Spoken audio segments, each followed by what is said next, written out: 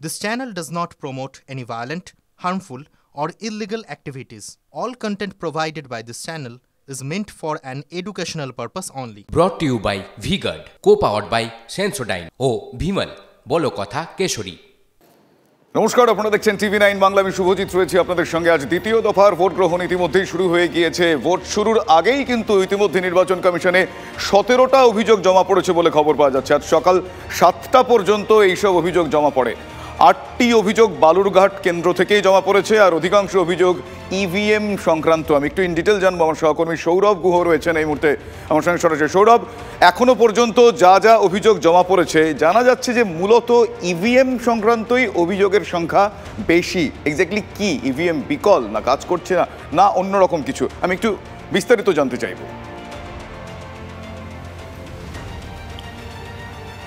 শুভজিৎ, প্রথমেই যে কথা বলবার যে সকাল 7টা পর্যন্ত 7টার মধ্যে 17টি অভিযোগ তৃণমূল কংগ্রেস দায়ের করেছে নির্বাচন কমিশনের কাছে। তার বেশিরভাগ অভিযোগই কিন্তু ইভিএম সংক্রান্ত। কোথাও ইভিএম বিকল, কোথাও ইভিএম এর নম্বর মিলছে না, এ সংক্রান্ত কিন্তু অভিযোগ জমা পড়েছে। অন্যদিকে কিছুক্ষণ আগেই তৃণমূল কংগ্রেসের তরফে একটা টুইট করা হয়েছে এবং সেক্ষেত্রে সেই বিষয়টি নিয়েও নির্বাচন কমিশনের দৃষ্টি আকর্ষণ করা হয়েছে। তা হলো কেন্দ্রীয় বাহিনী একদিকে ইভিএম বিকল এই অভিযোগগুলো যেমন তারা করেছেন, পাশাপাশি কেন্দ্রীয় বাহিনী বহু ক্ষেত্রে বালুরঘাট সহ বিভিন্ন জায়গায় মহিলা ভোটারদের ভোট দানের ক্ষেত্রে বাধা সৃষ্টি করছেন। এই অভিযোগও কিন্তু তৃণমূল কংগ্রেসের তরফ থেকে কিছুক্ষণ আগে টুইট করা হয়েছে। অত্যন্ত তাৎপর্যপূর্ণ, যেটা আমি আগে দেখাচ্ছিলাম যে বিভিন্ন কেন্দ্রে উপচে পড়া মহিলাদের ভিড়, আর তারপরই তৃণমূল কংগ্রেসের এই কেন্দ্রীয় বাহিনীর তৎপরতা, বিশেষত মহিলাদের বাধা দানের যে অভিযোগ, নিঃসন্দেহে রাজনৈতিকভাবে খুব গুরুত্বপূর্ণ। এই মুহূর্তে গঙ্গারামপুরে রয়েছি, যেখানে যেই গঙ্গারামপুরকে কেন্দ্র করে সুকান্ত মজুমদার একের পর এক অভিযোগ করে যাচ্ছেন। গড়, এই গঙ্গারামপুর হলো তৃণমূল কংগ্রেসের প্রার্থী বিপ্লব মিত্রের গড় বলে পরিচিত। তাকে ঘিরেও কিন্তু রাজনৈতিক চাপানুতর চলছে। অর্থাৎ সব মিলিয়ে ভোটের দিন এমনিতে বিক্ষিপ্ত কিছু অশান্তির ঘটনা ছাড়া, কিছু অভিযোগ ছাড়া মোটের ওপর শান্তিপূর্ণভাবেই কিন্তু নির্বাচন প্রক্রিয়া চলছে। তবে তৃণমূল কংগ্রেস খুব গুরুত্বপূর্ণ কেন্দ্রীয় বাহিনীর বিরুদ্ধে এবং ইভিএম সংক্রান্ত বেশ কিছু অভিযোগ তারা ইতিমধ্যে তুলে ধরেছেন।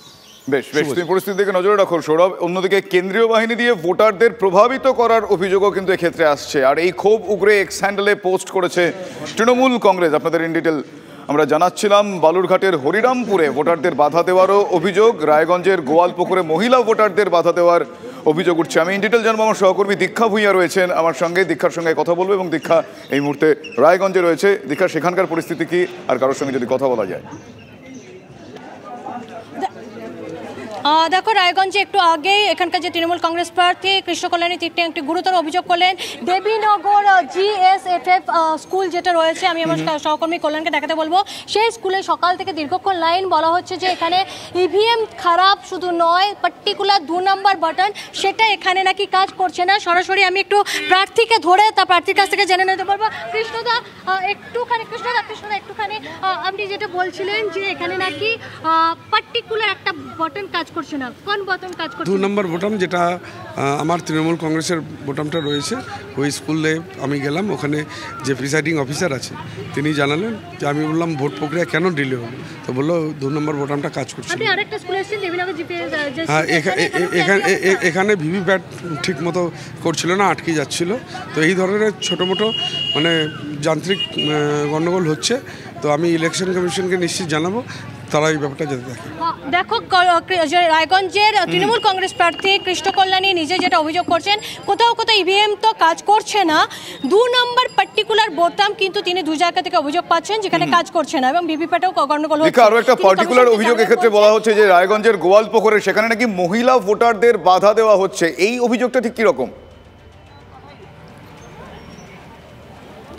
দেখো, এখনো পর্যন্ত সেই ব্যাপারে কৃষ্ণকল্যাণী অর্থাৎ তৃণমূল কংগ্রেস প্রার্থী তিনি এই ব্যাপারে এখনো কিছু জানেন না। তবে আমাদের কাছে একটা অভিযোগ আসছে যে কেন্দ্রীয় বাহিনী মহিলা ভোটারদের ভোট দিতেও দিচ্ছেন না। সেটা কেন হচ্ছে সেটা এখনো পর্যন্ত কথা নয়। কিন্তু এবার একটা এখানে কথা বলবো, এখানে কি ভোটে এতক্ষণ লম্বা লাইনে দাঁড়িয়ে আছেন? ফালতু কথা বলেন কেন আপনারা? ফালতু কথা বলে কি হয়? কেন্দ্রীয় বাহিনী কি হস্তক্ষেপ আছে? কেন্দ্রীয় বাহিনী বাইরে নিজের মতো ঘুরছে, ফালতু কথা বলে মিডিয়া সরব করা। লম্বা লাইন দিয়ে আছেন অনেকক্ষণ ধরে, ভোট দিতে অসুবিধা হচ্ছে? না না, ইভিএম মেশিন ঠিকঠাক আছে? দেখো অনেকে বলছেন ঠিকঠাক আছে মেশিন, আবার অনেকে বলছেন বুঝতে পেরেছি, মানে অভিযোগেরও একটা মিশ্র প্রতিক্রিয়া ক্ষেত্রে পাওয়া যাচ্ছে। তুমি পরিস্থিতির দিকে নজরে রাখো দীক্ষা, আমি তোমার কাছে আরো একবার আসবো। তবে এই মুহূর্তে আমি সুমন কল্যাণের কাছে যাবো। শিলিগুড়িতে সেখানে ভোটের চিত্রটা কিরকম সেটা একবার দেখে নিই সকাল থেকে। সুমন, দেখো দু একটি ঘটনা ছাড়া, অর্থাৎ ইভিএম খারাপ হয়েছে, ভিভিপ্যাট খারাপ হয়েছে, এছাড়া কিন্তু মোটের ওপর শিলিগুড়িতে কিন্তু এই মুহূর্তে ভোট কিন্তু শান্তিপূর্ণ। প্রত্যেকটি বুথে প্রচুর লম্বা লাইন কিন্তু আমরা নজরে পড়েছে সকাল 6টার আগে থেকে। এই মুহূর্তে শঙ্কর ঘোষ বিধায়ক, তিনি রয়েছেন, ভোট দিতে যাচ্ছেন। তিনি কিছুক্ষণের মধ্যেই ভোট দেবেন। শঙ্কর ঘোষ বেরিয়ে গেছেন, শিলিগুড়ি বিধায়ক। তিনি যেটা জানাচ্ছিলেন কিছুক্ষণ আগে আমাদেরকে, এখনও পর্যন্ত তেমন কোনো ঘটনার খবর কিন্তু পাননি বা তেমন কোনো অভিযোগও কিন্তু এখনও ওঠেনি। ফলে সব মিলিয়ে যেটা বলাই যায় যে সকাল থেকে যে পরিস্থিতিতে ভোট শুরু হয়েছে, কেন্দ্রীয় নিরাপত্তা যেভাবে আমরা নজরে দেখছি যেভাবে রয়েছে, আমি পেছনের দিকের একটা ছবিটা শুধু দেখাতে বলবো যে দেখো প্রচুর পরিমাণে কেন্দ্রীয় বাহিনীর জওয়ানরা, আধিকারিকরা তারা কিন্তু এখানে জড়ো হয়ে আছেন এবং কোথাও বিন্দুমাত্র যাতে কোনো রকম অভিযোগ না আসে তার জন্য যা যা ব্যবস্থা করা দরকার সব জায়গায় কিন্তু করছে। সেক্টর ঘুরছে, আধিকারিকরা ঘুরছেন। ফলে টান টান উত্তেজনা যেমন রয়েছে, মানুষের মধ্যে কিন্তু সকাল সকাল ভোট দেওয়ার প্রবণতাটাও কিন্তু আমরা লক্ষ্য করেছি। একটু চেষ্টা করব আমরা শঙ্কর বাবুর সাথে একটু কথা বলার।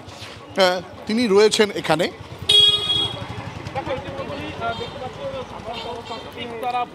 শঙ্কর বাবুর স্ত্রীও রয়েছেন, ভোট দিতে যাচ্ছেন। কেমন ভোট হচ্ছে, কেমন ভাবে দেখছেন এইবারের নির্বাচন? আমি তো দেখতে পাচ্ছি বিজেপি জিতছে, এটুকুই দেখতে পাচ্ছি। আমি তো সেভাবে রাজনীতির সঙ্গে যুক্ত নই, যতটুকু আমি বুঝতে পারছি বিজেপি আসছে। লড়াইয়ের কোনো জায়গা আমি দেখলাম না। আমি নিজেও একটু অবাক হলাম যেভাবে প্রতিদ্বন্দ্বিতাহীনভাবে যেভাবে এগোচ্ছে, সেটা আমার কাছে ভালোও লাগছে। শান্তিপূর্ণভাবে ভোট হোক, সবাই ভোট দিক, সব রাজনৈতিক দল, প্রশাসন এবং ইসিআইকে একেবারে সেই আশা আমরাও প্রত্যেকে রাখছি যে শান্তিপূর্ণভাবে ভোট হোক, সবাই শান্তিপূর্ণভাবে যেন ভোট দিতে পারেন সেই আশা রাখছি। কিন্তু কিছু কিছু বিক্ষিপ্ত এখনো পর্যন্ত অভিযোগ রয়েছে, আশা করা যায় সেই বিষয়গুলো খতিয়ে দেখা হবে। আমার সঙ্গে আজকে স্টুডিওতে যারা যারা রয়েছেন, আপনারা ইতিমধ্যে আপনাদের সঙ্গে তাদের আলাপ হয়ে গেছে, আমি আরও একবার পরিচয় করে দেবো। বিজেপি মুখপাত্র শতরূপা রয়েছেন আমাদের সঙ্গে রয়েছেন তৃণমূল কংগ্রেস প্রতিনিধি কৃষাণু রয়েছেন, রাজনৈতিক বিশ্লেষক মহানন্দা কাঞ্জিলাল রয়েছেন, বাম প্রতিনিধি শুভজিৎ, আর রয়েছেন কংগ্রেস প্রতিনিধি সন্দীপ। আমি মহানন্দাদির কাছে শুরুতেই যাব যে মহিলা ভোটারদের প্রভাবিত করার অভিযোগ বা ইত্যাদি আসছে। আমি ঠিক এই মহিলা ভোটারদের নিয়ে এই ভোটে কতটা গুরুত্বপূর্ণ ভূমিকা সেই বিষয়ে একটু ইন ডিটেল ব্যাখ্যা চাইব। এই দিকটা স্পেসিফিক্যালি যদি আমরা একটু দেখি। এটা খুব একটা গুরুত্বপূর্ণ বিষয় ভারতবর্ষের বর্তমান রাজনৈতিক প্রেক্ষাপটে। সেটা হচ্ছে যে এই নির্বাচনে কিন্তু ভারতের অর্ধেক ভোটার হচ্ছে মহিলা। সেই জন্য কেন্দ্রীয় স্তরে মানে নরেন্দ্র মোদীজি থেকে আরম্ভ করে যত বড় বড় হেভিওয়েট নেতারা আছেন এবং রাজ্য স্তরেও মহিলা ভোটাররা কিন্তু এবারে অনেকটাই নির্ণায়ক ভূমিকা নেবে। কিন্তু একটা খুব গুরুত্বপূর্ণ কথা হচ্ছে যে যদি আমরা হিউম্যান ডেভেলপমেন্ট ইন্ডেক্স দেখি, বিভিন্ন উন্নত দেশে এটা মাপকাঠি হিসেবে ধরা হয় যে যত মহিলাদের রিপ্রেজেন্টেশন থাকবে ইন পলিটিক্স। কিন্তু আমরা যদি ভারতবর্ষের ক্ষেত্রে দেখি তাহলে আমরা দেখব যে 1962-তে ভোটারের সংখ্যা ছিল মহিলা ভোটার 42%, সেটা 2019-এ 48%। কিন্তু যদি তুমি ক্যান্ডিডেট দেখো 1962-তে ছিল 3.2%, সেটা কিন্তু 2019-এ মাত্র 9%, কাজে খুব বাড়েনি। এবং এমপি যদি আমি দেখি 1962-তে ছিল 6.3%, সেটা 2019-এ কিন্তু 14.4%। অর্থাৎ মহিলা ভোটার বেড়েছে কিন্তু মহিলাদের রিপ্রেজেন্টেশন কিন্তু সেই অর্থে বাড়েনি। কাজেই মহিলারা নির্ণায়ক ভূমিকা অবশ্যই নেওয়া প্রয়োজন। তাতে শুধু মহিলাদের ইস্যু নয়, সার্বিকভাবে অনেক ইস্যু বেরিয়ে আসবে যেগুলো সামাজিকভাবে অত্যন্ত গুরুত্বপূর্ণ, সেগুলো খুবই সেন্সিটিভ। আমি এই বিষয়টা নিয়ে কৃষাণুর কাছে যাবো। কৃষাণুই মহিলা ভোটার বা মহিলাদের ভূমিকা নিয়ে যখন প্রশ্ন উঠছে মহিলাদের ভূমিকা যখন গুরুত্ব সহকারে দেখা হচ্ছে, সেই জায়গায় নন্দীগ্রামের সময় আমরা দেখেছিলাম যে ফোর ফ্রন্টে কিন্তু তারাই ছিলেন, পরবর্তীকালে আমরা দেখেছি। এবং আপনাদের সরকার বা তৃণমূল কংগ্রেস তারা মহিলাদের জন্য যে সমস্ত প্রকল্প এনেছে সেই প্রকল্পের বারবার আপনারা সেই প্রকল্পের কথা বলেন। আপনাদের কাছে এই মহিলা ভোটারটা এই ভোটে রাজ্যের নিরিখে কতটা গুরুত্বপূর্ণ বলে আপনি মনে করেন? নিশ্চয়ই আমাদের ভারতবর্ষের একমাত্র মহিলা মুখ্যমন্ত্রী আমাদের রাজ্যে, আমার নেত্রী মমতা বন্দ্যোপাধ্যায়। আজকে আমাদের ক্যাবিনেটে যদি দেখি, আমাদের অর্থমন্ত্রী মহিলা, আমাদের শিল্পমন্ত্রী মহিলা, একাধিক মহিলারা আমাদের দলে এবং সরকারে গুরুত্বপূর্ণ জায়গাতে আছেন। এবং আমাদের সরকারের যদি প্রকল্পগুলো দেখি, শুধু লক্ষ্মীর ভাণ্ডার নয়, আজকে যদি আমরা স্বাস্থ্যসাথী দেখি, স্বাস্থ্যসাথী কার্ড একটা ইউনিভার্সাল হেলথ প্রোগ্রাম, যেটা কেন্দ্র সরকারের নেই। কেন্দ্র সরকারের যেটা স্বাস্থ্য প্রোগ্রাম সেটা সিলেক্টিভ, সেটা ইউনিভার্সাল নয়। এবং আমাদের এই স্বাস্থ্যসাথী কার্ডটা এটা বাড়ির সবথেকে সিনিয়র মোস্ট মহিলার নামে করা হয়, এবং তিনি নিজের শ্বশুরবাড়ির যেরকম 2-3 জনকে রাখতে পারেন, আবার নিজের বাপের বাড়িরও মা বাবাকে সেখানে ইনক্লুড করতে পারেন। 28% আমাদের মহিলা প্রার্থী, 42-এ 12 জন মহিলা প্রার্থী কন্টেস্ট করছে। আমরা যদি এর আগে পার্লামেন্টে, লোকসভা, রাজ্যসভাতে আমাদের মহিলা রিপ্রেজেন্টেশন দেখি, বা বিধানসভাতে মহিলা রিপ্রেজেন্টেশন দেখি, আমাদের দেশে পঞ্চায়েত স্তরের উপরে তো কোথাও মহিলা সংরক্ষণ নেই। আজকে 35% মহিলা রিপ্রেজেন্টেশনের কথা বলা হচ্ছে পঞ্চায়েত স্তরে। আমরা তৃণমূল কংগ্রেস এমন একমাত্র দল ভারতবর্ষে যে বিধানসভা পর্যায়ে এবং লোকসভা পর্যায়ে। Brought to you by V-Guard, co powered by Sensodyne ও ভিমল, বলো কথা কেশরী।